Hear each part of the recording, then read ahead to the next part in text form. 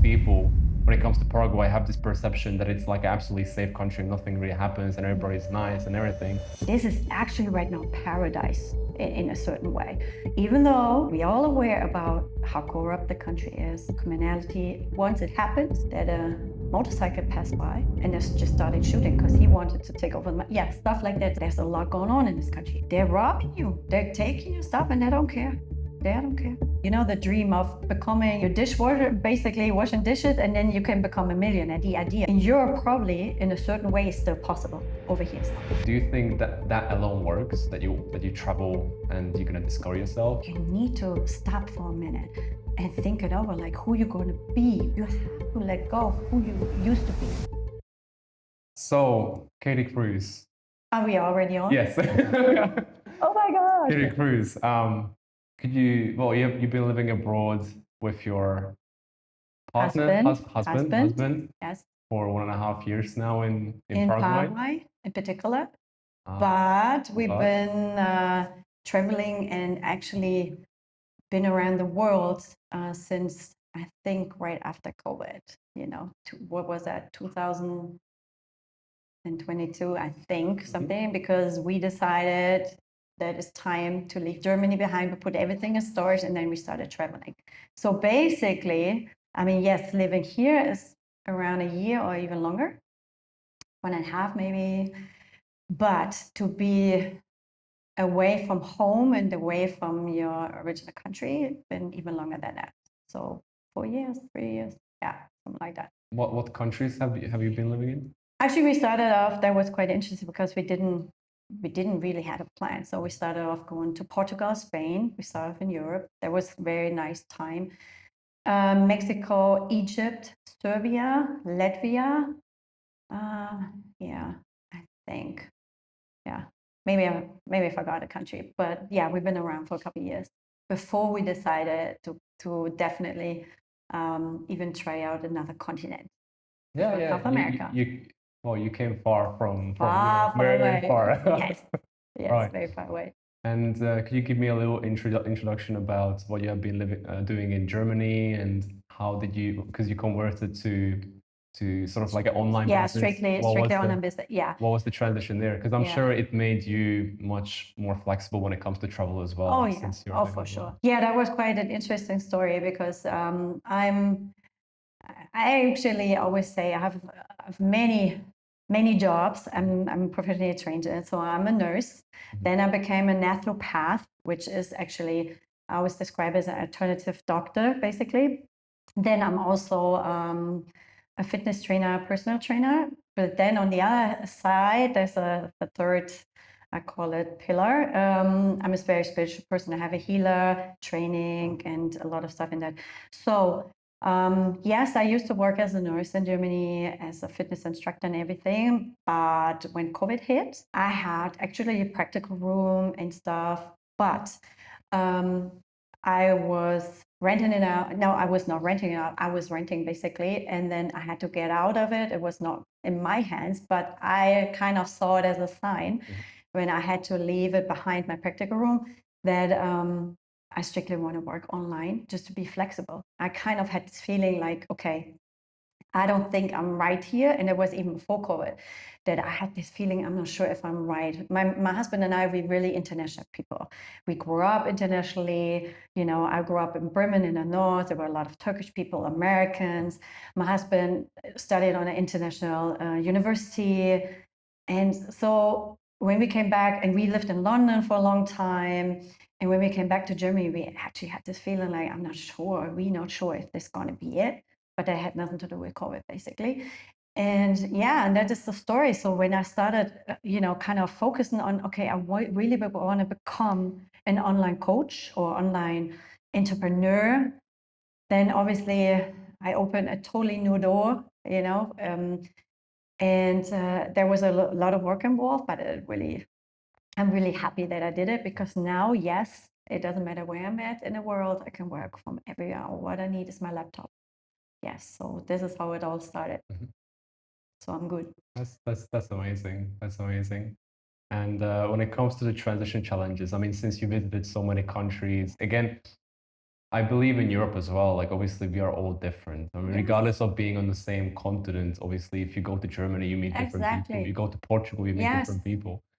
But switching a continent yeah, altogether makes the difference much larger, I feel like. So what have definitely. been the transitional challenges between the countries when it comes to Europe and then coming all the way here to the end of the world, Yeah, basically? yeah. What's the story there? Yeah, that's the quite interesting story. Obviously, I mean, for us, that was our journey basically. And when we left Germany, we knew it's, first of all, we were very critical about the development in our own country. So that was number one. Yeah. So because we're unvaccinated, and when they had 2G, which was, that means that even the church told, didn't want to let unvaccinated people in church. That was the last straw for me, basically, when I said, okay, you know what? Something is going wrong in this country. And since we're not so connected, even though we have family and friends there, but we were like, okay, let's do this. And then, when we started off in Europe, obviously this helps a lot because Europe, family is nearby. It's just an hour flight when you want to see family and friends. And it helps when you start with Europe. But to be honest, we didn't even have a clue what we wanted. And that's the reason why we kept on traveling back and forth, always coming back to Berlin and decided, kind of why we were there, like, okay, where are we going to go next? I don't know. And where you want to go. I don't know where you want to go. And the interesting thing was, in the end, we had several reasons why we tried out different countries. But every time you go to a country, you look at it in a different angle because you always stay like those 3 months because you're not allowed to be there longer. And you look at it from a different angle because you're really interested in what would it like to live there, So and since we were in Mexico as well, that was already another continent, right? So that helped. Egypt was very interesting as well because super far away, and totally different culture.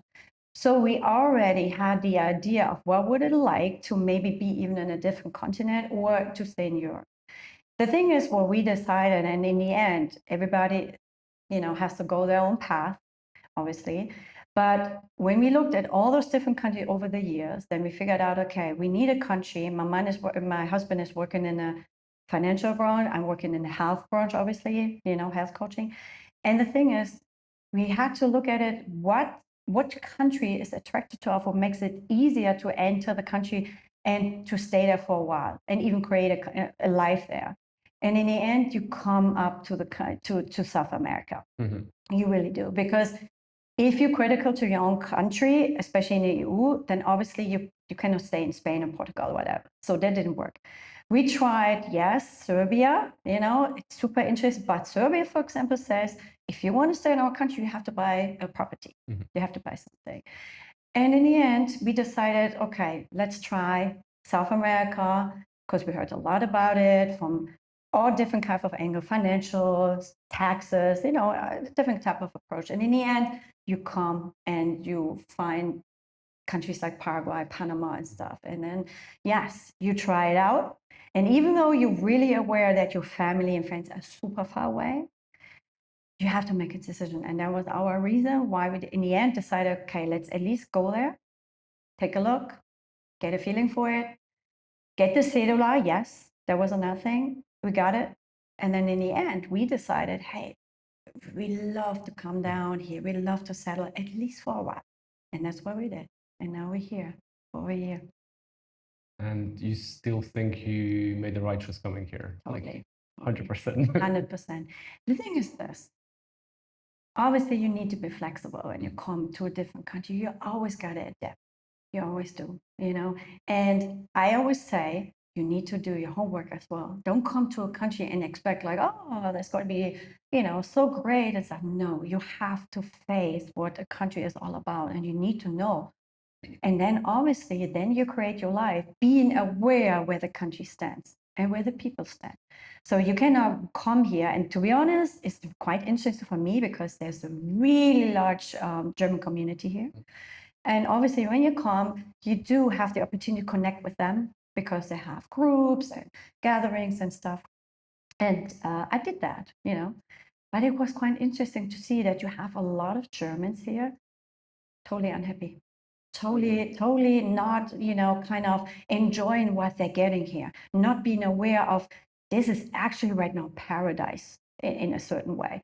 Even though I'm aware, or we're all aware about how corrupt the country is, poor, criminality, a lot of, there's a lot going on in this country. Yeah, there are problems in paradise as well. But the thing is, and that's basically what we see and why we are happy here, we are able to create a life and they leave you alone. Mhm. You're not concerned of what's going on. And if you do your homework, obviously, I cannot walk around in the suburbs as a gringa. I cannot do that, stuff like that. Mm. And you need to do your homework. You need to know how to behave in a certain way as well. Even me, after 10 o'clock, even if I live in a good suburb, I don't walk home. You need to be aware of this. But since you know all this, you can create yourself a good life. And that's what we have right now. And that's the reason why we tell even locals, and we know a lot of locals right now, hey, we don't even deny what's going on in your country. But we appreciate, first of all, that everybody's very nice, that we can have this nice life and bubble. I call it bubble. And so far, they leave us alone and we're happy. Yes. So essentially, once you know the rules of the place, you can you can adapt to them if you are willing, Yes. and you can live a very, very Yes. prosperous and good life in this country as well. Yeah. So it has opportunities, but obviously without being aware of these possible disadvantages and drawbacks and how to navigate them in everyday life, that makes your experience maybe less positive, I would say. Or why do you think, again, in those German circles, like what's the primary reason or a couple of reasons why people are not so satisfied with them being here? So first of all, I think that they're having a hard time to adapt. Mm-hmm. And that's, I think, a very big problem to a lot of people. Mm-hmm.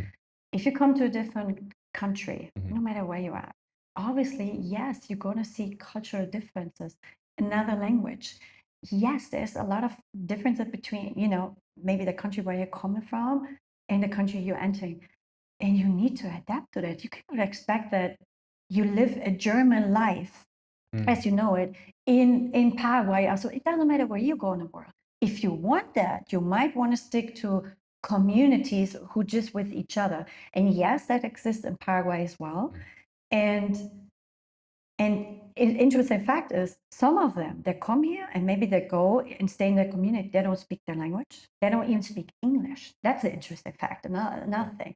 And I believe just because they're having a hard time to adapt to the people, to the culture, they start to be unhappy. And I think this is always a reason why people, no matter where you go, and here's the spiritual side kicking in, you cannot run from yourself. And maybe some people leave in their country thinking, oh, the grass is so much greener over there. But once you arrive, you see my problem is still the same. I still have to face myself with who I am. And they're having a hard time to be open-minded to the people, to the culture, whatever. And they're having a hard time to understand, hey, what does it mean when somebody tells you do your homework? What does it even mean? For me, it means I need to listen to locals or to those who've been here for a while, and they're telling me exactly like, for example, I was driving with this lovely German girl. I met her through Facebook. She's in her 20s. She's actually with a Paraguayan, and she's living in a suburb with that family. So she has no contact to any Germans. She's just with Paraguayan. But, we kind of connect. I said, hey, want to have coffee? We met. So, and afterwards, I asked her, I said, hey, where you going? Yeah, I'm going here. I said, oh, can you give me a ride? And she had this old Mercedes, lovely, no air conditioner. So she had the windows down, and we were driving actually a direction to shopping Mariscal. And I was looking at my cell phone. She looked at me and said, Katie, you need to put that cell phone away. I said, oh, that's interesting. Why? She said, because while the windows are open, they're passing by with a motorcycle and they just grab it and keep on driving. Maybe in particular here because we were on the main road in a good area. But she said, if I learned something, then it's just put your cell phone away. And I take it. I don't complain. I say, oh, all right. Thank you. Put it away, put it on the side. She said, or you look at it, but you need to be more facing the center of the car. And I was so happy that she gave me, some more advice from her experience living particular in a suburb, purely with Paraguayan and speaking the language now. And I was like, that's exactly what you need. But don't complain. Oh, blah, blah, blah, they're taking your stuff. Yes, that's what they do over here. So you need to adapt to what is going on in this country. And this is what I'm saying. So I think that's what people need to be aware of no matter where they go.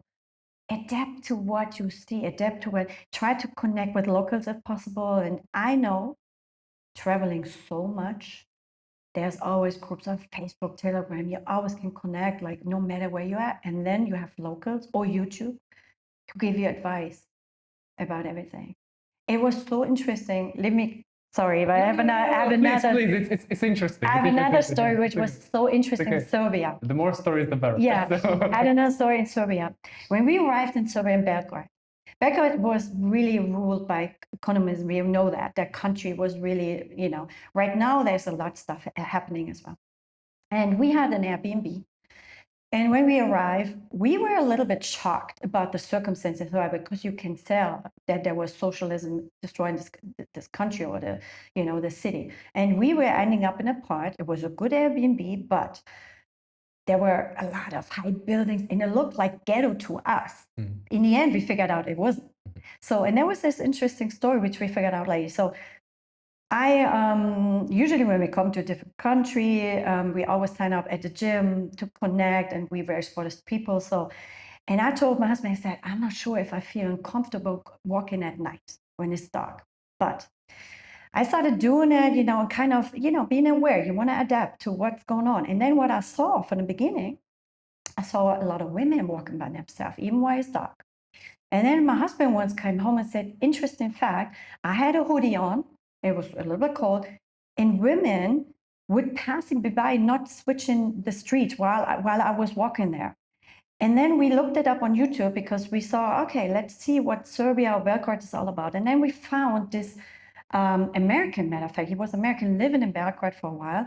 And he was telling us the story, or was telling to the YouTube crowd the story. He said, listen, as a woman, you don't have to be concerned at all. It's a super, super safe city. And what happened in Belgrade, he said, is when a woman walking by on his own, and somebody would really attack her, and she starts screaming, he said, from everywhere, people will come and help this woman. I know right now in Germany would be totally the opposite. People would rather run or film it instead of coming to help. But they said this is what Serbia, or in that case, Serbian people, are all about. They're so loyal, especially to the women in that case, and they would not let that happen. And since then, I felt super safe walking home by myself at night, being in the dark and whatever, even though it didn't even look like it's a good area. But we figured out later, Belgrade is also in a big change. There right now, people investing and some of them buying buildings. So Belgrade is a really grown city as well. But that was an interesting story regarding when you're in a different country, how you do your homework. And like I said, I was super skeptical and scared because as a woman, you want to be, you want to respect, first of all, the rules, and you want to be safe. That's a fact, isn't it? So in Egypt, it was kind of similar. I mean, even though they're leaving the white people or the tourists alone, but we were there for 3 months. We were trying to blend in a little bit, and then I even started, making sure not that I covered up myself a lot, but but I felt more safe as well, having long sleeve on and stuff. It was just neat, And if you're in Hurghada and stuff, yeah, they used to tourists in any kind of way. But we were not just in the tourist places. We also were traveling around and stuff. So it's super interesting when you compare countries and when you talk about, okay, why you think people are here unhappy? Yeah, because you don't adapt to that. And you need to figure out what is this all about. And then obviously, yes, not every country is for everybody. I mean, over here you have the heat. If you don't like the heat that much, you definitely you're wrong as well. That's another thing. And that's why I'm always saying, hey, there is not this one country for everybody. Everybody's individual, and you need to follow your own path. And maybe this country is not for you. For us, definitely. And even my husband and I, we always talk individually for you. But we never say we. We always say, like, is it good for you and how you feel? because to make sure like it's never just like, okay, just because I like it, you have to like it too. We always like, okay, how you feel right now about it. And right now, I definitely can say I'm in love with the country and I really having a time of my life. In other news, Global Citizen Solutions has helped hundreds of families across more than 50 countries to secure second residency and citizenship by investment. When it comes to navigating golden visa programs correctly, they are the best in class, which is why I have partnered with them. They work across 26 plus programs such as Portugal or Greece, Italy, Malta, the UAE, or the Caribbean, for instance, with investment thresholds starting from €200,000 depending on the route. And unlike most firms in this space, they give you one dedicated point of contact, transparent fees with no hidden costs, and they handle everything from eligibility to biometrics all the way to permit collection as well. They've been doing this since 2017. They are an authorized representative of multiple government citizenship units, and their track record speaks for itself. So get the expert guidance you need with Global Citizen Solutions right now. You can book a free consultation by going to the link in the description below. Check it out. Yeah. For me, it's good. Yeah. But who knows for how long? Right. Who knows? So, did you receive any helpful, useful pointers from the locals when it comes to how to navigate here? Yeah, or navigate. Yes and no, I would say. First of all, they are super friendly, but there's something about this country. They're all about La Familia. So to be honest, it's not that easy to really connect with locals. They stay super friendly. And I asked a couple of them, how do you feel right now about foreigners coming here? I said, actually, we like it. We're not used to it. So we're curious. We like it. Maybe not everybody, but probably those ones I would consider middle class. Lower class, I cannot talk about, right? I heard a lot of story about lower class and how it works over here, and that's totally different thing, for sure. How is it different? Because we talk about really poor people here. Yeah, the average salary, I think, is €300. They have to survive on that, and criminality in the suburbs and stuff, and pay rent, I think is totally different thing. And sometimes you meet, especially those who, well, in Paraguay, it's normal, as you know, that there's usually in higher buildings security 24 hours, usually. But those ones, definitely the lower class who doing that kind of job. And if you have a chance maybe to talk to them a little, you will get, more about it. For example, this one building, we were staying in an Airbnb, and this one guy, one of the securities downstairs, super nice guy, didn't speak a word of English. None of them over here do, matter of fact, especially not the lower class. He was telling us, that, for example, he coming in every morning at 6 o'clock by a motorcycle driving 45 minutes an hour, stuff like that, And this is definitely something, he does not even have a car, yeah. And like I said, you get information about locals, how it probably is, being lower class. Lower class means really those ones who maybe have an average salary. And that's a totally different thing. I just heard stories about it. We have a German guy in that building where we're living. He was one of the guys who was taking care of why this building we're living in was built. He's German. He lives in Berlin. He's right now visiting. Matter of fact, he comes once a year to check on the building again. And he told us crazy story about the workers, about how it works. That first of all, they're stealing a lot. You need to make sure it's that they just take stuff, or they get really paid by coming in the end of the day, somebody sitting down and giving out money like that, or after a week or so. And then he told us a story like, yeah, once it happened that a motorcycle passed by and just started shooting because he wanted to take over. Yeah, stuff like that. This is, like I said, this is crazy stuff we maybe just know from movies or stuff when we talk about lower class. And the reason why I'm not so far away from this, or why I know it, because I used to be with an Afro-American, those one who've been in the army, and most of them been I would say from the ghetto, or that it's not that they were higher class. And you heard crazy story about American ghettos this way, that a lot of gangs and shootings and stuff. And as a German, you were so far away from that kind of stuff that you think like, what? Are you telling me people shoot each other in the street? Huh? That was for us so far away. And then when the American soldiers came to Germany, and I was so safe over here, you can walk around, nothing happened. Drive by, nobody steal anything. So, and being in this country, it kind of reminds me a little bit of this regarding to what is going on in other parts of Paraguay. But middle class, upper class, totally different story. Totally different story. Yeah. So, yeah. So most of the crime, you would say, happens between lower class and lower class, or? First of all, yes, I really believe though. And the second thing is, first of all, you're super safe in so-called bubbles, in a good area of Asunción, for sure. You're safe. It's like a different world altogether. It is, isn't it? because they make sure. I think they wanna. That is my idea here. I think they really want to make sure. I mean, they want to attract foreigners coming. I mean, this is a part of the country right now growing. They want foreigners bringing in, and either way settling down, bringing in money. I mean, it's a part of the country right now.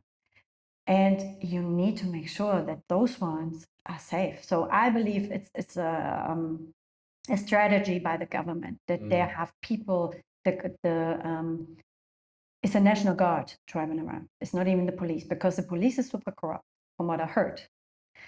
The national guard is the good guys basically, and they're driving around. Yes, they make sure.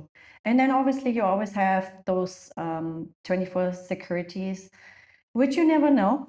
By the way, I heard a lot of stories about that. Even those, especially those ones who maybe doing the 24 security, they have the inside information, and sometimes they are the ones even letting people maybe come in. Stories, I haven't heard, from anybody particular, but these are some stories as well. So I believe if you live a little bit outside those bubble or those good areas, you need to be just more aware of what you're getting yourself into. Like this girl, she told me straight up, she said, you know what? I live with the family. They have an open house for friends and family. People come, people go all the time. They're really super social. And she was super welcome from the beginning. And she said, but if you go on to visit, let's say the uncle, which is maybe just 15 meters, he said, we're taking the car. We definitely not walking, it's too dangerous. All right then. But she's saying, hey, nothing ever happened to me. And I think that's another thing regarding to criminality in Paraguay in general, which compared to other countries, all what they do over here, they steal stuff. They don't kidnap you, they don't threaten you, they don't kill you. That's another thing if you're going to other countries, from what I heard. Yeah, it's a lot more dangerous. They kidnap you, they try, get money out of it, and then they kill you, stuff like that. That's horrible. Over here, from what I know so far, they want your money, they want your cell phone, that's what's all. They would not kill you for that, basically. Yeah, theft is probably the only like major thing I would say in the city. I mean, there's a reason why all houses and buildings have huge ass, like fences with like barbed wire. Like there's a reason for that. It's not just for decoration. Oh yes. And there's a reason as well for those security people when it comes to normal flats at the reception 24/7. So yeah, people steal. But it's really strange when it comes to this, because I've heard as well stories when it comes to my Paraguayan friends where they would enter or try to enter their building, and they live in like the other kind of neighborhoods that is like sketchier. And yeah, like young people come up to them with a knife to the throat, and they rob them and stuff. So like it does happen. Yes. But like I never ever, or maybe I heard one story, but like it's very rare for actual foreigners to experience that, even though they live there. Yes. So yes. As a result, it's kind of interesting how in general we have this perception, or okay, not we, but like most people when it comes to Paraguay have this perception that it's like absolutely safe country, nothing really happens, and everybody's nice and everything. But it's not really true. You just not experiencing it because you're not really one of them. Like I feel like it's kind of like a parallel society, as if kind of situation that they live in a certain way and you live in a certain way. You Yes. can live next to each other, Sure. but as a gringo, yeah, you're not going to experience those No. kind of hardships on a daily basis that No. they do. No. So really, really interesting. Yeah, and I think we have over here something which called, I mean, we have the upper class, we have the lower class. I think Paraguay right now is starting to develop more of a middle class, what's I call it, which probably for us Europeans is a normal thing in the world. My parents been middle class, not upper class, not lower class. For us, it's a normal thing. And you're right. You know, we grew up, nothing is secured, you know. We know that, you know, and that's why for me it was quite interesting when I grew up with Americans and then I had a boyfriend, and I was visiting the countries that all of a sudden you look at the country thinking, okay, that's a totally different thing here, you know, especially when people in America talk about, yeah, going to the hood, you know, that's what I call it, a bad neighborhood. And when they say, yeah, they're nothing but blacks, for example, Latinos, and even if as a white, you're not allowed, they will rob you right away. Don't do it. And when you listen to this as a European, it's really like, it sounds like a movie, basically. And I remember when I went to Puerto Rico for the first time, which was my first, basically country in South America. I was quite shocked as well because it looked very similar to Paraguay. Everything was, you know, they had stealings. I mean, really, everything was secured, and I didn't even, you know, knew stuff like that. At that point, I was a not a teenager. I was a young woman, I would say. And for me, it was quite a new world I entered. Like, what was going on? And then they're telling you, like, yeah, they're robbing you, they're taking your stuff, and they don't care. They don't care. It's a quite interesting topic on its own, but I would say in Asuncion itself, there's an upper class, and if you have the chance to connect, and to be honest, if you go maybe to a local fitness studio or whatever, you are able to, because it sounds funny, but this is already middle upper class, those people who enter or go there. Well, then you get an idea of what is going on here, because I met this guy, he's in my CrossFit class, very interesting guy, had 3 children on a German school. So when he heard I'm German, connected right away, cool guy, had coffee, everything. But it was quite interesting to hear him talking about how they stay even in their bubble. And he told me like, yeah, I was at that school. I'm still connected with the people I graduated with, and he's now in his late 40s. My kids on that school, and they're already connected. And then we heard, and his wife is from another private school. And from what we heard is that this is it. If you are connected this way, you're done. You're good.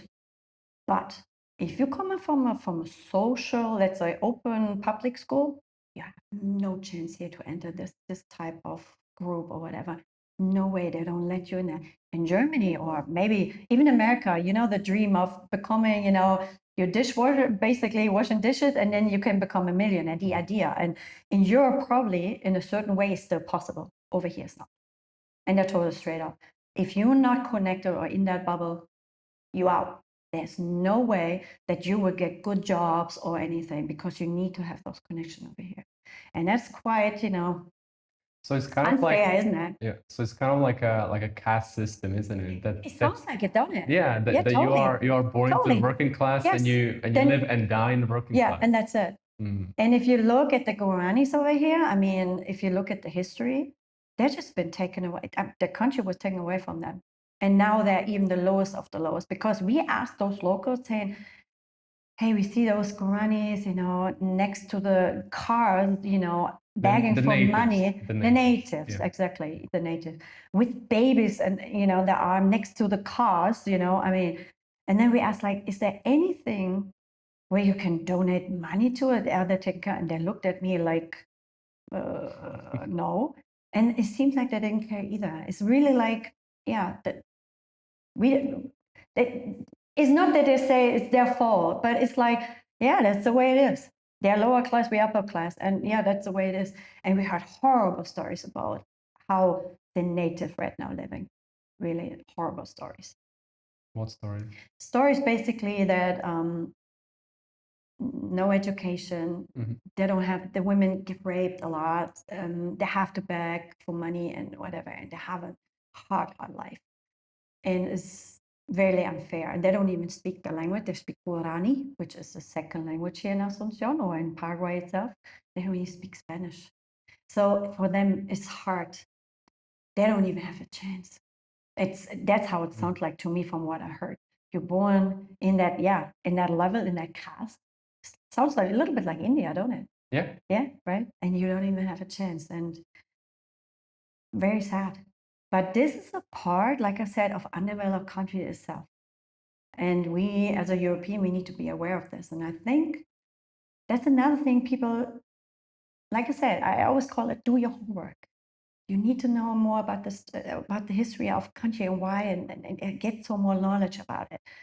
And I remember last year for my birthday, I asked Thomas, I said, do me a favor, let's be tourists and have a tour guide, guide us around and tell us more about the history. And it was quite interesting what we got. And we had questions, obviously, because we've been there already at that time for a couple of months. So we already knew a little bit. And so we were able to ask particular questions, this tourist guys, and they speak perfectly English, obviously. And it was quite interesting to get more information about it. Yeah.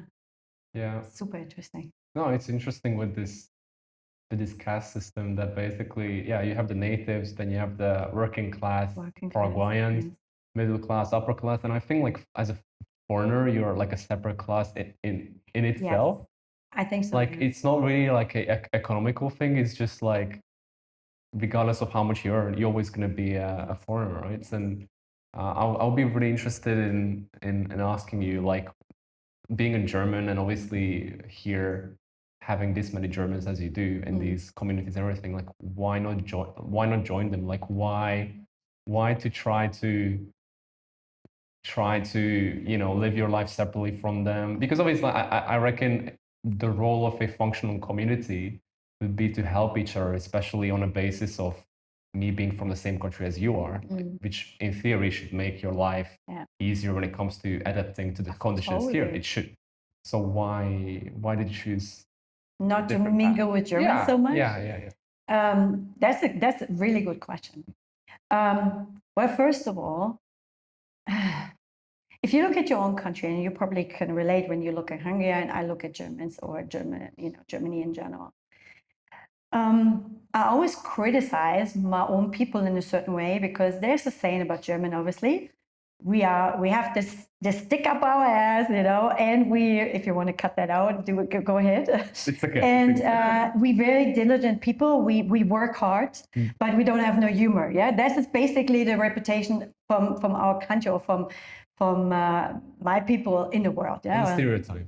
The stereotype. And to be honest, if you look in other countries, in particular in Paraguay, the Mennonites, they're Germans, they have German roots, and they are definitely running this country in a certain way, economic-wise, when it's coming up to milk and Ghana and stuff, they're really doing their job here. And from the history, if there wouldn't have been, Paraguay wouldn't be, there where they were. So the Germans did their job, regarding to the reputation we have in the world, right? So, but me growing up the way I grew up, I was always, I would say, I was always international, huh? So in my hometown, there were Turkish people and then the Americans. So I always felt that was me. I like to mingle. I like to figure out about other countries, other cultures. I was always open this way. And my parents used to travel a lot. So for me, it's a normal thing. So, and what I always criticize on my own people is like, I don't consider them really open-minded. But this is something I practice every day. I want to stay open-minded to whatever I come across. So when you come to Paraguay and then you let's say you meet Germans here, and especially you be part of those gathering meetings, whatever, you figured out that a lot of Germans, even though they're in a different country, they didn't leave their Germanness behind. Maybe that's the way I could call it. They're still uptight, no humor, and not happy. That's another thing. Germans complain a lot about everything. Everything's shit. Where you say like, hey, have you ever, is this saying, is the glass half full or half empty? And Germans always see it half empty. It's always been this way. It's another thing. And I don't I don't connect that much with negative people. I like outgoing people, positive people. I like the energy of people who are open-minded. So when I entered those of the German group, then I figured out a lot of them did still exactly this way. And there was another thing, which I think does not help when you're living in a different country and different continent. They don't even speak English. I was shocked. Some of them really, I mean, I don't even talk about Spanish here, you know. I don't really talk about English. English gives you at least the ticket to go to digital nomads meetings so you can meet super interesting people from all over the world, you know. And that was, I was shocked about. They stay more with each other because of the language reasons as well, I believe. But I also believe just because they're so set in their ways, they haven't had time to open up, and then maybe they cannot really cope with others. And that's the reason why I decided for myself, if I meet Germans, I'm happy to talk to them, but it always depends individually. Do they have an open, you know, open mind? Do they have a bubbly personality I can work with, whatever? That works for me. And I have to admit, most of the German I met over here don't even have that. And that's the reason why, and Thomas is with me, Thomas, my husband, he's with me on the same page. We avoid German in that case. Either way, it fits because you outgoing, you want to make something out of this opportunity, being here with the possibilities you have, or do you want to be here and complain the whole day? In that case, not about rain, but in that case, oh, it's too hot. Oh, come on. No, that's not the people I want to surround myself with. And that's the reason why you know, this is just assuming here that they're sticking with each other, because in that case, they can complain together. They feel maybe, you know, connected this way. Yeah, it's something about it is quite interesting, because I think even an age problem shouldn't be, you know, age shouldn't be no problem in that case, because I met a lot of older Germans as well who retired, they don't have to work anymore. But even then, like, what, you know, come on, mingle. Either way, we're locals or whatever. And you had the same kind of similar experience in other countries as well, or like in Paraguay specifically, it's very strong when With regarding the Germans? Yeah. Like the Germans you met, I don't know, you said in Mexico, you were in Mexico, like also in Portugal, like is it like a similar mindset that carries on, or? Interesting question. The thing is that it takes a little bit time to be, okay, if you have 3 months, then you have to see if there are any, if you connect with those ones who are around you. If you're a little bit longer in a country, then you maybe have the opportunities to see what it's all about. Portugal, for example, we were there a little bit longer. And yes, over there we connect with a lot of Germans. To be honest, that was quite a different story, because a lot of people, a lot of women, not women, a lot of Germans in Portugal at the Algarve, at that case, they were a lot more open-minded. Maybe it is because it was right after COVID, and most of them were unvaccinated. They had their stories why they left family behind or left the country and were traveling or whatever. So in that case, I think those Germans we met at that point were a little bit more interesting because they had a similar story. They wanted to leave stuff behind, and they want to now experience the world or another country. So those ones I met over there, I think they were a little bit different. But the reason why I think they were different, because they were all on a journey and they just started just like us. They were not settled here. So those Germans I meet over, they've been here for a while. The longest I met was actually here already. She came here for 20 years or so. When she told me the Sheraton was the highest building and not everything else was just green and flat. She said she was, you know, seeing it year by year by year, how the city started to change. Quite interesting when she told me. She said when Sheraton was open, people were crazy to go on the roof terrace because they never experienced anything like that, to be on a roof terrace and have this view over Asunción. For them, it was everything brand new. Everything was new. So, and that's the reason why I'm thinking that those Germans you meet over here, especially those who've been here for a while, that's a different case. Then going to another country, meeting and mingling with those who also still searching and trying to figure out whether they're going to stay or not. And this is how I felt. I'm still in touch with a couple of people who are still at the Algarve, and they're actually now talking a different language because they're saying, we've been here now for a while, and now we don't even like it that much anymore, just because, well, it's EU, inflation hit in every country. It got so crazy, so expensive that they are really questioning it, even though Algarve is beautiful, the landscape, everything, water, beautiful. But they really question it now because they've been there for a while. And now it's a different thing. I think it always comes with a time. Because when you enter a country, at the beginning, everything is exciting, everything is new, everything you have to figure it out, where to go, what to do. So I think a couple of months, you are more on the journey of figuring out what the country is all about. And you, at that point, you don't even mingle probably with groups who've been there longer. In Letland, for example, I didn't even meet one German. I didn't have to because it was so excited being there for 3 months. Having a routine of going to the gym and co-working and, it was enough. It was not needed to mingle with any German at that. So yeah, I think it depends how long you're in a country, which country you go to, and how long the people have been here. And like I said, those one who've been here very long are not that interesting if they don't mingle with locals or mingle with other, let's say, foreigners in any kind of way. Because in that case, you get the idea of they're just very narrow-minded and they're just sticking to their bubble. No judgment whatsoever, right? I mean, if they're happy this way, but the other question is they're not happy. Actually, I wanted to ask you as well, like why choose South America or Asia? Because I've heard that many Germans, many people from the US, many people from Canada are going to the Philippines, are going to what else is there? Thailand is very popular as well. So why not that? Why Paraguay instead? Yeah, no, that's a good question. To be honest, I think it's an individual choice. We are not, I mean, I've been to China once, and to be honest, it was an interesting experience because it was organized by a Tai Chi school in Germany, and it was a mixture of traveling around and being in a traditional Chinese medicine clinic to learn Tai Chi and stuff. It was really interesting. But I was not impressed, to be honest, not by the Chinese and Asia in general. I mean, in that case, China.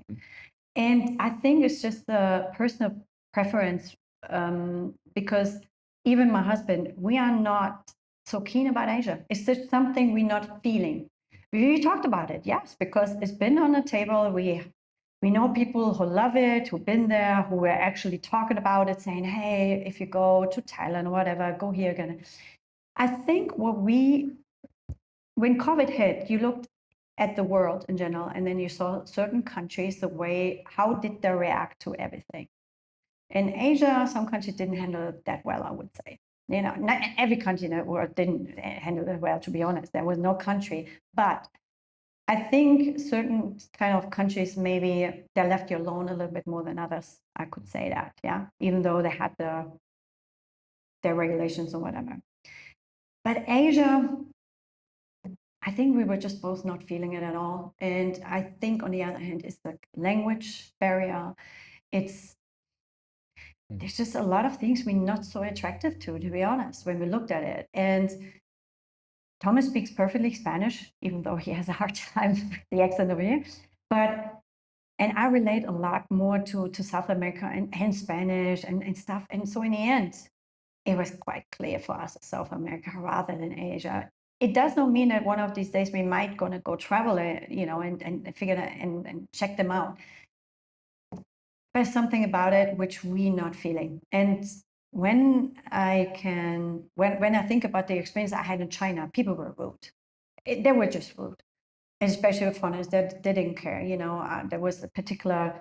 I was with my father at that time. We did this trip together. It was a whole group, and my father were already in his 70s.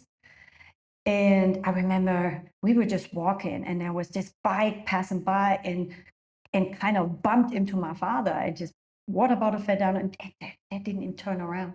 They didn't even look. They just kept on driving.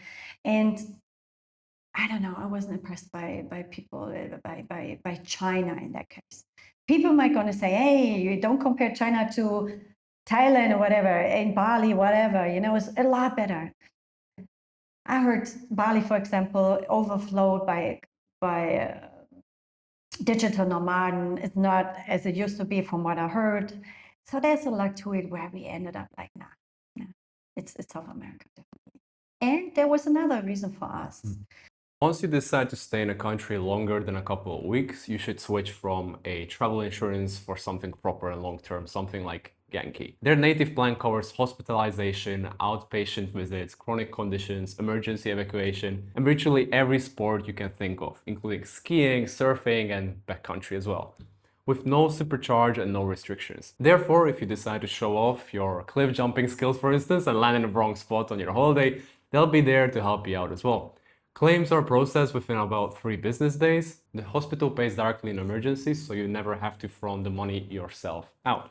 They cover over 190 countries, available to any nationality, and you can sign up even if you've already been abroad for a couple of years already. If you're still on the fence, you can get an instant quote online in minutes with no commitment, no call required. Right now, you can get started by going to the link in the description below. Check it out. Since we were traveling so much, yeah, and that was going on over 2 years at least. When we figured out, okay, let's go Panama, you know, Panama or Paraguay was actually a choice, but Panama had the several, we decided, no, it's not Panama. So let's do Paraguay. And then we came here and we did the progress of the satellite and everything. We kind of left it open, whether we were going to stay or not. And we both felt like we need to settle down. That traveling, that was going on our nerves a little bit, I would, you know, to say it like that. We wanted to kind of calm down and settle for a while. And have a we base, felt that. have a base, Yes, have a headquarters. have a headquarter and kind of, yeah. And also what we really were aiming for, we wanted to leave Germany behind because we were still taxpayers in Germany, because the traveling does not, you know, 3 months period. And then, so, but you're still registered in Germany, you are German taxpayer. And that was another thing that we finally, like, we would love to settle. So we also can sign it, no taxpayer in Germany, taxpayer in Paraguay. And that was another thing. And we kind of, when we got here, and even though we were staying in Airbnbs at the beginning, we really had this feeling like, yeah, that is it, at least for a couple of years, for sure. And then we found this amazing apartment. We're really happy. That was quite a funny story to it anyway, because that building or that apartment found us basically. And I love stories like this, being a spiritual person, when stuff just falling into your lap, basically. You don't have to fight for it. You know, it was quite a funny story. And we are happy there. It's a wonderful apartment. We actually not nearby those malls, which are the center for us, you know, and our fitness, the gym and stuff. And for us, it's perfect because then we're forced to walk. And we German, we love to walk. Even though it's hot, we don't care, we do it. You know, even though at that point we're like, oh, it's too hot, but we do it. And it's quite perfect for us. So everything turned out fine. And for now, we're gonna leave it like that. And then we see in a year, 2 years, who knows? Because there's really one thing we're missing. We're missing the aesthetic of Europe. This is definitely one thing. When you come back in your home country or in Europe in general, you can walk. There's sidewalks, beautiful building, you know, nice cities, everything is taken care of. This is what we really do miss. You know, the aesthetic of a city, the aesthetic of a country, because that is definitely does not exist here. Maybe in Buenos Aires in Argentina, we haven't been. Thomas been, he knows a little bit more, but Argentina is not on the table at the moment, but this is what we do miss. So that's the reason why we question it. Like, do we see each other here for forever, or probably not? Yeah, but a couple of years, yes. Yeah, no, I had similar conversations, and I feel like the reason why many people that come here that choose this over Asia is that also maybe the Christian roots, right? Like That's another, you know, because for sure. Oh, yes. For us, Yes. as you pointed out, you know, like Yes. because Spain feels It's true. closer and South America as a result, Yeah. it feels closer, is because Definitely. of course you had natives here in different cultures, Yes. but because of the colonization period, Yes. there are more similarities Oh, yes. than between Actually, Asia. it's And another reason. there could be a religious like side to it. Interesting that you pointed out. I haven't even thought about it, but now that you're saying it, I think if you're being critical of what happened to Europe right now with the immigrations of a different religion, you know, and a lot of wise people pointed out that never going to work together. Not as much as it's happening. And you're right. One thing what we always point out why we're so happy in Paraguay because we blend in. It's a question of culture. We are Christians, yes, and it helps. And that's definitely one thing where you feel also safe and included in a certain way. Even if you're always going to be the white foreigner, that's not the case. But you're right, we are Christians and you feel it. And I feel connected when I walk around and I see churches everywhere and people wearing the cross. I even have one here. And so, yes, it works for me. I haven't even thought about it, but it probably wouldn't have been the reason not to go to Asia, to be honest, because But I think it shows in the behavior, right? Yes. Like the way people are and think. I mean, Yes. not necessarily wrong, but Yeah. just too foreign to us in many ways. Now that you're saying it, I mean, when I grew up, I went to Nepal and I was in my early ages because of my father in touch. My father's a yoga instructor, so I was in touch with Buddhism and Hinduism. And when I went to Nepal, I was always, I was confronted with a nation, undeveloped country at that point. But Buddhism, Hinduism, part of life there. So it was quite interesting. So I was always open-minded to it. I said, hey, I believe every religion has a good center or a good, there's some truth to every religion there is, but I don't believe in religion in general, especially when it comes up to the organization behind it, church, whatever, even no matter what. But the center of every religion, is about God, is about believing, about loyalty, about, faith, about, so. And I remember that I always included that in my life, saying, hey, I'm open to Buddhism, I'm open to Hinduism. So to be honest, in Asia, since there is also a lot of Buddhism, Hinduism, I probably would work with that easily just because of that.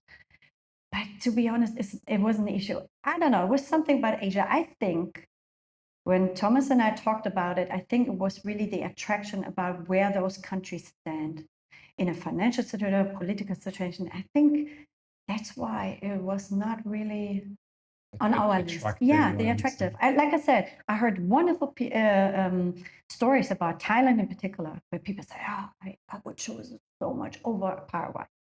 Where people, those who've been there, said, oh, so much better. And the cost of living so low as well and stuff. And people are super nice. And the food, the Asian food. And I believe them. But I don't know. It was not us. It was not an issue. It was not even on the table. Yeah, I don't know. For visit, maybe one day. Yeah. For visit, it's interesting topic. Yeah. Also, it'd be interesting moving on to the spiritual side of things. Yeah. Since you are enthusiastic about it. I've been mentioning it. Were there certain moments when you came here that kind of triggered a kind of like an awakening to certain aspects of who you are? Because obviously, like when you move abroad this far from your homeland, I imagine changing that kind of comfort zone that you were used to before, it has a tendency to trigger certain things that starts a process within you that otherwise maybe wouldn't be triggered. It makes sense? Yes, so it does make sense. Were there such things with you, or? It really opens your mind. It really does. And to be honest, it was nothing new to me since like I said, when growing up with all kind of nationalities, it gives you an idea. You need to be open-minded because other countries, different culture, different approach of life, whatever, and it makes it so interesting. So, and when I had an American boyfriend and stuff, then obviously you have to open mind yourself again, to see what the country all about, the culture all about. So, and my husband and I, we lived in London for a while. So even though it was Europe at that time, it was before the Brexit, but still, it gives you an idea of what it means to leave home and leave your country, be confronted with a totally different culture, totally different language. Well, in that case, it helped. It was English, and Thomas, that's not an issue, But you're right. What does it do to a person when you really leave home and you even leave home so far that you're on a different continent? And you're right, it does a lot to a person because you have to start from scratch. And that's always something what with the character, I would call it, It's quite interesting comparing to locals over here because they never left the home, you can tell. They're really in their thinking, the way they act, you can tell that they never experienced anything like it. And what it doesn't mean when you start from scratch, yeah, it's really like you have to kind of go back to zero, no? You have to really kind of, okay, what is going to be who I am now, starting from scratch? How do I cope with everything which is new? Everything is new. The surrounding, the weather, the people, the language, everything, even the food, everything is new. And then, yes, you're right. It kind of, if you're very reflective, and this is what I'm saying, I believe a lot of people who do that, they're not very reflective on themselves. They just go to other countries, but they never are very conscious about what it needs to adapt and what it does to yourself. They just go there and they're like, okay, let's continue life like we used to. No, you cannot do that. That's what I believe. You need to stop for a minute and think it over, like who you're going to be with everything new around you. And you're right, it does a lot to me, it did. And I remember when we finally signed this contract, also we're not going to be taxpayers. And energy-wise, I felt something lifted off my chest. I really felt a lot of release all of a sudden. I felt free. Like you let go. Yes, I felt like something I was freed from. I really felt that. It was really an amazing sensation, like, oh, yes, you finally, you let that go, and now you focus on your life somewhere totally new. And yes, what can I say? What it did to me is like, it always puts me back on the spot, like, okay, if you meet new people, how do you cope with that? Who are you going to be when you talk to them? Are you still authentic, or are you trying to be somebody maybe you're not? Do you, try to mingle in a certain way just because you want to get to know people, or are you authentic with yourself? That's one good question. And another thing is, yeah, all of a sudden you have to develop a new life as well. There's no, I mean, we don't have a car. So how do you get from A to B? And obviously all that kind of stuff does something to yourself. And yes, how can I describe it?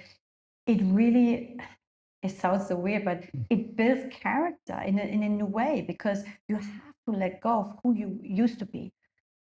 You have to look at who you now with everything new. You become somebody new, even though you don't lose yourself being not connected for who you are before, but you have to adapt in a certain way, and that means work, like who I want to be and who I am now with everything new around me. And it's super, interesting question. And it worked, because obviously what happened is you try maybe to be that person you used to be, but it does not work over here. And you have to let that go. You cannot talk about, yeah, but in Germany I used to do this. Yeah, but you're not in Germany anymore. You don't have your life as it used to be, not even the circumstance, not even close to that. So who are you now with all those new challenges around you? Who are you? And this is definitely work to be honest to yourself, reflecting to yourself, conscious enough to really develop something new. And that is, yeah. And that's what it did to me. Yes, it really brought out different side of me again, which probably I kind of left behind while I was living in Germany or while I was traveling. And all of a sudden now, yeah, certain ways coming up. I'm challenged with different type of people right now, which I haven't had before. And now I can prove to myself, what did I learn in life? Am I handled to handle that well, as a wise woman as I want to be? Obviously we all try to be wise, And this is exactly what now life does to me, especially while I'm here. I'm renewing myself, or I'm reconnected to always who I've been. But now I have the possibility and the opportunity to show a new side of myself, and I love that. That's another thing. It's a big opportunity for me personally. Yeah. So yeah, that's what I think you can do, especially spiritually, out of the journey of living abroad, living in a different and even different continent. It's the biggest chance ever. I just think a lot of people don't use it wisely. That's my opinion. Okay, I have a two-part question. Yeah, go for it. as a response to this. So first of all, like, do you think that traveling in itself, because again, we have so many people that travel for the sake of finding themselves or growing. Oh or, yeah. It's it's very very trendy nowadays. Yes. And do you think that that alone works? That you travel and you're gonna discover yourself? And my second question is that if it may not be the guarantee that it happens, do you believe that you can do it in your home country if you consciously move out from your comfort zone in your home country? Yeah, that's my question. Amazing questions, because yes, this is actually always a question my clients ask me a lot as well. Because in the end, you have to learn that everybody has an individual path. Nobody is the same. Nobody, no matter how much you compare and saying, hey, but we've been on the same journey. No. Everybody is individual and has their own path to follow and to feel and to reconnect to the intuition, what is right for you at that point of your life. So traveling, it does help. Yes, because what it does, you get out.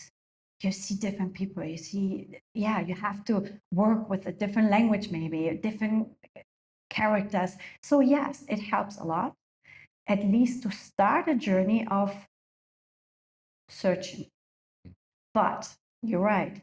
The question remains, do I get somewhere? Is the aim clear? And to be honest, there's a saying, you're never going to get to the end, because the aim is never what you want to achieve.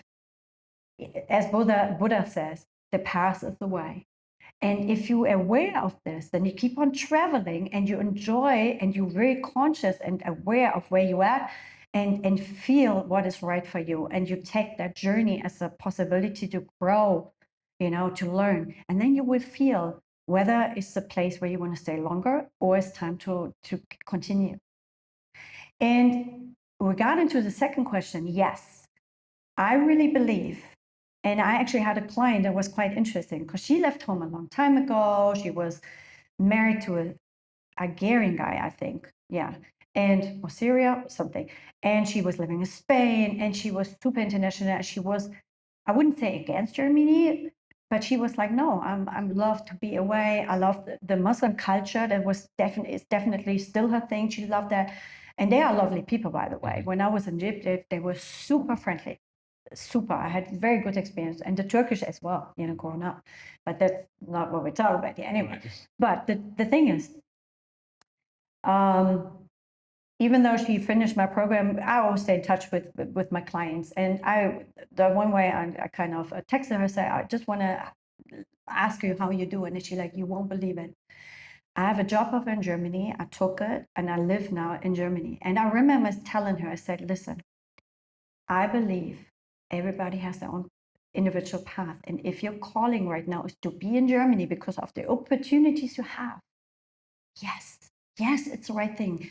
Forget about what's going on in Germany or in Europe itself.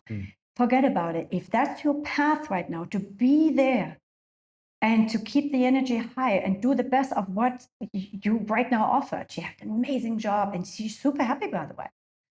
Because she's really like, okay, I understand about the problem that's going on in Germany, but that job is amazing. I have amazing colleagues. She lives in the country, and she like, I can work this, I do something, I make the best out of it. And she's happy. And I have a lot of clients actually who are located in Germany, and I tell them the same. If your calling is not to leave it, then this is where you're supposed to be, and you need to understand and be in peace with that, So I believe, yes, traveling is a good thing. It will help you a lot. Make sure you're aware of the past is the way. And if you have not the opportunity, you have to stay maybe in your country, make sure you create yourself a life which you also call yourself, I'm happy no matter what's going on, and I'm supposed to be here, seems like. I questioned myself a lot of times while I was in Germany, because I remember coming from London and we went to Berlin, and I never really felt home. Berlin never became a home, and I tried hard.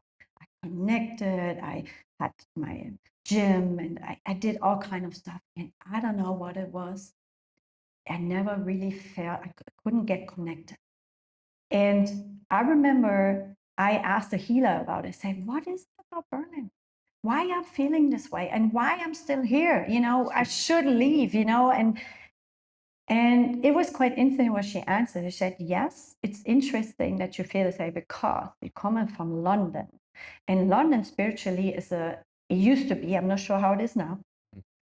Actually, the energy has changed. But back then, it was the city of success. People got there to be successful. And the city looks like the energy were about it.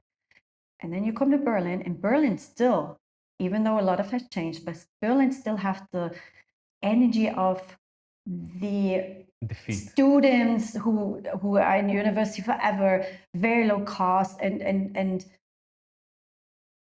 yeah, very well, people who are not that ambitious, to say it nicely, yeah. And the energy is still like that. That's what she told me. Said that's the reason why it brings it more down than it lifts you up.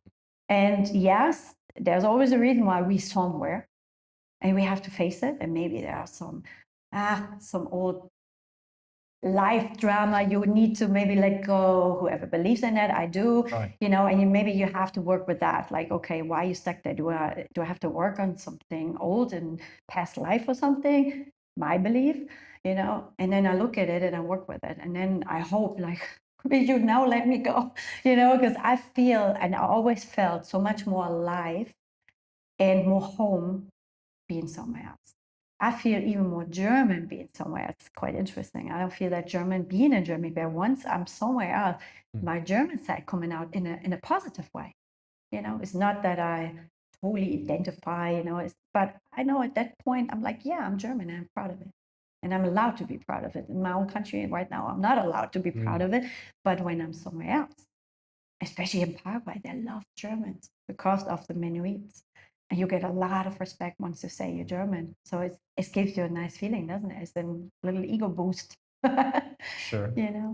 So yeah, I believe individually everybody have to feel what is right for them. And even though they're struggling, thinking, I would love to leave, but I can't, then work, then create yourself I always say a good microcosmos, a bubble on its own, to make sure you are taken care of and good and happy in that bubble. And I know a couple of people in Germany right now who are just like that. They can't leave. They have several reasons why they can't leave. But they have they're good friends, like-minded friends, and they create themselves a good life.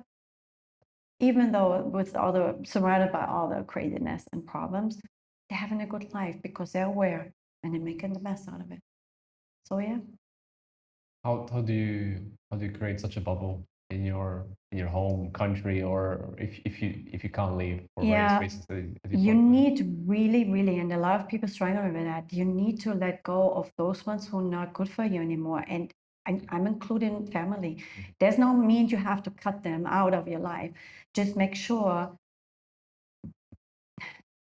keeping a distance. You need to surround yourself, as Tony Robbins always says, show me the 5 people you surround yourself with, and I'll tell you who you are. You need people who lift you up. I just the other day had a nice call with a lady.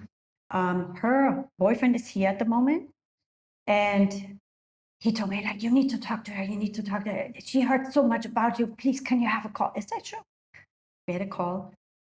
And she told me exactly that. She like, I'm so tired of people around me just complaining. And with you right now, you are lifting me up. You give me an idea of there where I want to be, because you already been through that journey. You already left your home. The people I'm surrounded by right now, they're all complaining, doing nothing. They don't make any changes, nothing.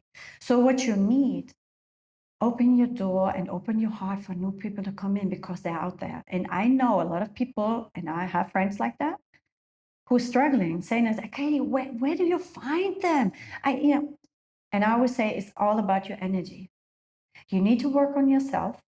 You need to make sure who you are, be authentic about who you represent, why you're out there, and then try something new. You're gonna meet those people. You're gonna, because there's an attraction to it. But if you try to blend in with people who are miserable, who you think you're gonna attract? So creating a bubble means create yourself with people like-minded, and they're still there more than you think. But you need to let go of old stuff where you obviously see like, okay, they're not with me on the same track here. You need to let go. And it's hard because when we talk about family and good friends, we know them for maybe ages. Of course it's hard. Like, oh man, they've always been in my life and we always, used to see each other. But yeah, but if they don't give you a good feeling, and I don't talk with you about what we can do and being ambitious regarding all those problems, let go. You need to surround yourself by people who either way already been to a point where you want to be, or they're on the journey just like you. And that's the hardest thing, where I think people are stuck in their ways. And there's a saying, patterns are the most sticky glue you can have, because we all love to be in comfort zones. Yeah, this is what we know. But to leave the comfort zone, and I know a lot of people don't leave comfort zone because they're full of fear, because they either love or fear. And they're full of fear because they don't know what a life will wait for them if they let go of this, what they know, even though they're miserable. And that's the thing. You have to, and now we can be, even Jesus used to say, that's your faith. You need to have faith. And actually every religion says, reconnect and be faithful, to yourself, and feel the faith of letting go and let new people enter your life. And yes, you have to test it. Of course, not all of them going to be like the best friend from right away, like, oh, like-minded. No. Actually, I listened to a very lovely psychologist, American psychologist, the other day, and she said, she said, I'm doing it like dating. When I want to or if I let new people in my life and I want to call them friends, I date them.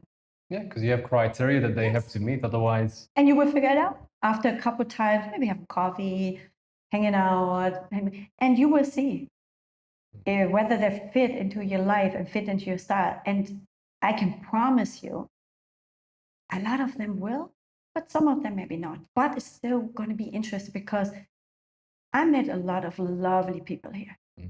But that does not mean I want to have them around, even though they're lovely. But the experience itself was nice again. Knowing, oh wow, so many lovely people.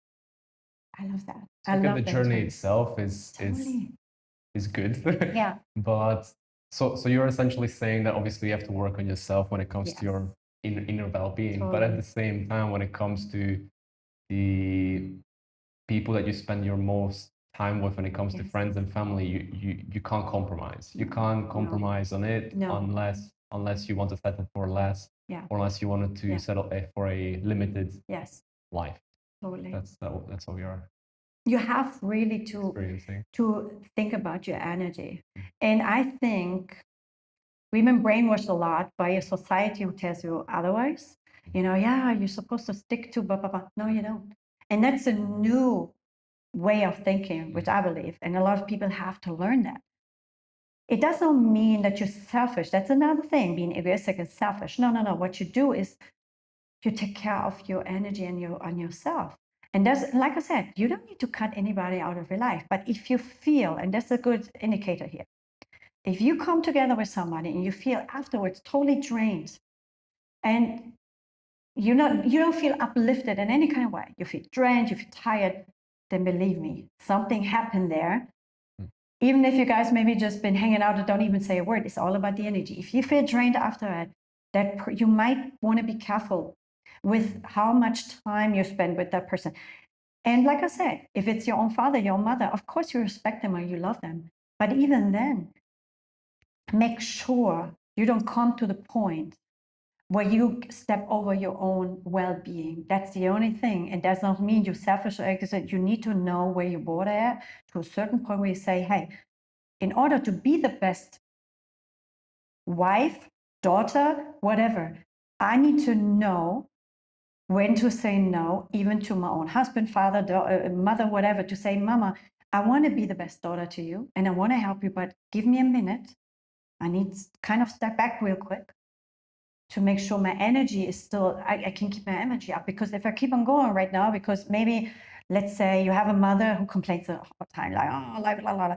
And you as a daughter, of course, Mama, it's okay, I help you and we're going to figure this out. And totally, that's your job as a mother, as a daughter. Yes. But I just can be the best daughter if I know I have my energy for it. If I let my mother at that point drain me down and, and take over, then I cannot help her. It's not possible. So I need to know about myself to know when to stop and give her a say, Mama, give me a minute. Give me an hour, give me a day, give me a week, I don't know. Need to recharge. And then I need to recharge. And then I'm going to do everything you want. So, because of course, we're going to figure it out and I'll help you. And this is why I think a lot of people, especially women, as a woman's problems a lot, they step over themselves. And I don't know how to say no because they feel, they're kind of lost in their guilt. And there's a lot of old stuff going on inside of them, why they're doing it to themselves. Instead of saying, hey, that does not mean I don't love my mom, That's actually one of the things. They're like, yeah, but if I don't, then my mom maybe think I don't love it. No, your mom feels that you love her, but she feels it even more if you totally 100%, able to be there for her. That's a totally different thing than just, being weird out. No? You're allowed to choose yourself in the right moment. Yes. I mean, there's nothing wrong with that. Yes. Last question. So in this show, I would like to do a kind of thing where the last guest leaves a question for the next guest, and the previous guest left the question for me to ask you, what was the specific thing, if you had to break it down, what was the specific thing why you chose Paraguay, and what you were seeking here? Did you find it at the end? Good question. So Paraguay in the end was, to make it quick and simple, it was easy to get to Cedula. So that was basically it. Paraguay make it a lot easier. There's not that much. I mean, obviously you have to go through a progress, and if you have a helper, that's obviously is good. So simple.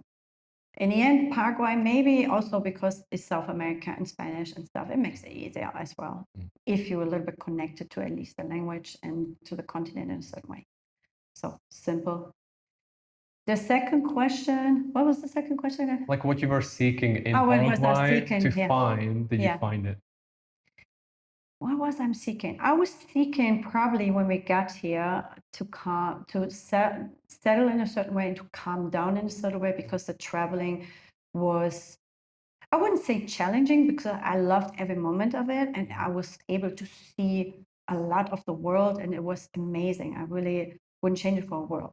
But I think after a couple of years traveling, what I was seeking for was, to kind of settle at least for a while, to have a home for a while. And actually, we just came back from Germany visiting family and friends. It was quite a nice feeling knowing we're coming home. It was the first time for us, and we pointed out, we were really aware of, like, we're just visiting, and now mid of January we're going home.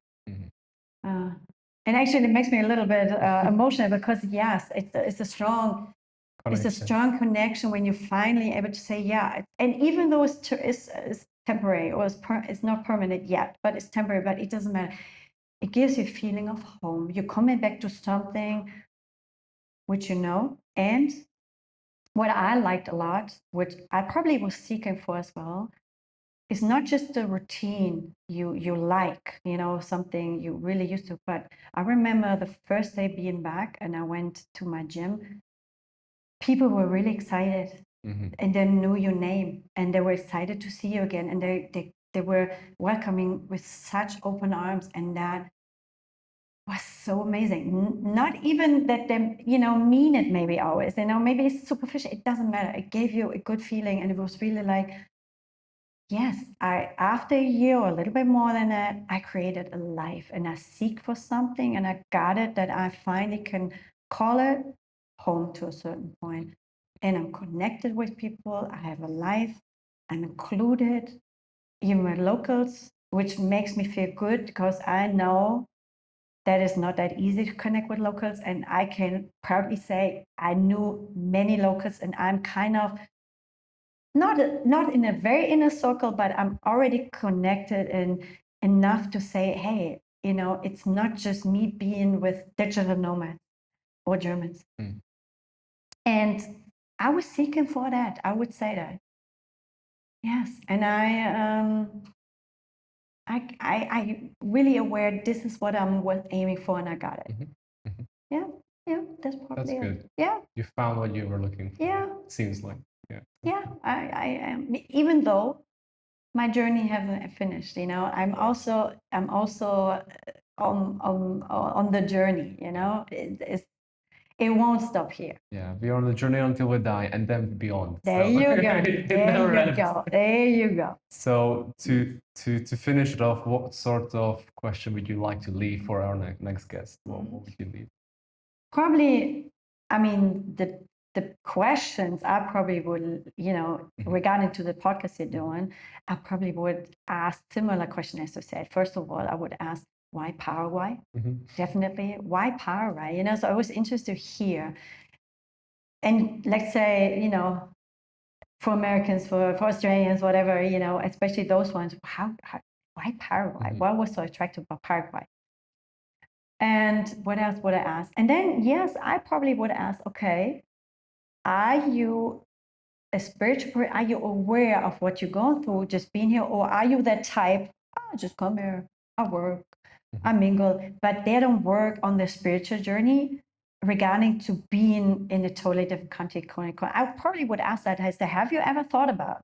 Because I know some people would answer, no, I haven't. I'm just here drinking my beer, eating the food, they probably wouldn't reflect in a deep sense probably of what that does to them, and are they aware of what they're going through, and have they thought about it, that maybe there was a calling or stuff like that. I probably would ask that. So have they thought about actually being here as part of their spiritual journey? Yeah.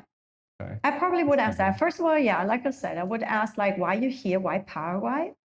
And then second of all, are you aware that this is connected to a spiritual journey? And are you spiritual? Would you see it this way, or would you maybe just say no? What has it to do with spiritual? Hey, I work here, the people nice, the weather is good. I don't know. I believe that some people would probably answer this way. They would like, what do you mean spiritual? I don't even stand a question. Could be, but this probably, Good one. Yeah. Well, Katy Cruz, thank you so much for being here. You have given me, and I'm sure everybody else, a lot of useful information that I feel like is not really out there when it comes to personal experiences of traveling abroad, living abroad, especially Paraguay. So thank you so much for being here. Thank you for inviting me. Thank you. The honor is on definitely my side. No, and very much.